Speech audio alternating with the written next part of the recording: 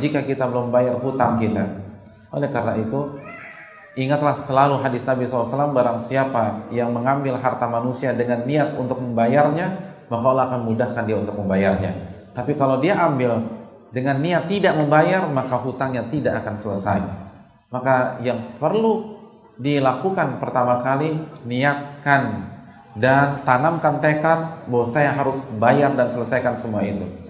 Saya punya seorang teman, dia punya hutang puluhan juta dan hampir ratusan juta, dan selesai hanya dalam beberapa bulan.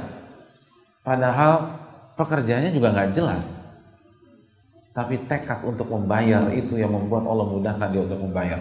Dia tidak butuh waktu 1 tahun untuk membayar hutang-hutang dia tersebut. Oleh karena itu hadirin yang dirahmati oleh Allah, intinya adalah tekad kita untuk bayar dan lakukan semuanya. Jangan dikit-dikit nggak punya uang, dikit-dikit nggak punya uang. Untuk hutang, lakukan semuanya yang halal. Karena ini menyangkut masa depan kita di akhirat. Ini menyangkut ruh kita. Ini menyangkut kenikmatan akhirat. Karena tidak ada istilah uang dibawa kabur orang di dalam Islam. Karena orang itu harus bayar. Kalau nggak di dunia, di akhirat. Tinggal antum pilih, antum mau bayar di dunia atau antum bayar dengan pahala antum di akhirat.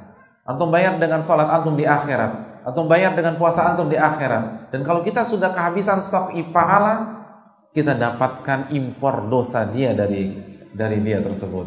Jadi dosa dia dibebankan ke kita sebelum semua itu terlambat bayar di dunia. Dan harus berani bayar hutang. Yang bisa dijual. Antum ada punya motor, jual tuh motor, bayar hutang. Dan Allah akan ganti. Hukum bayar hutang apa? Wajib dapat pahala antum. Ini pahala. Dan Allah akan ganti insyaallah ta'ala. Antum punya sofa di rumah, jual tuh sofa. Punya mesin cuci, jual mesin cuci. Punya kulkas, jual tuh kulkas. Tempat tidur, jual tempat tidur. Spray ada 5, jual 5-5-nya. Iya benar. Ini kita dikit-dikit gak punya duit, dikit-dikit gak punya duit. Padahal rumah kita penuh dengan perabotan, itu dijual-jualin. Ini utang masalahnya.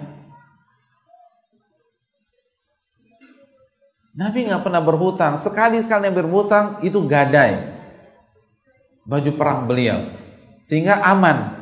Dan terbukti beliau meninggal ketika belum terbayar. Tapi karena sudah menggadaikan baju perang, tinggal dijual saja, selesai. Beliau gak punya beban. Oleh karena itu jangan sampai kita meninggal dunia dengan hutang.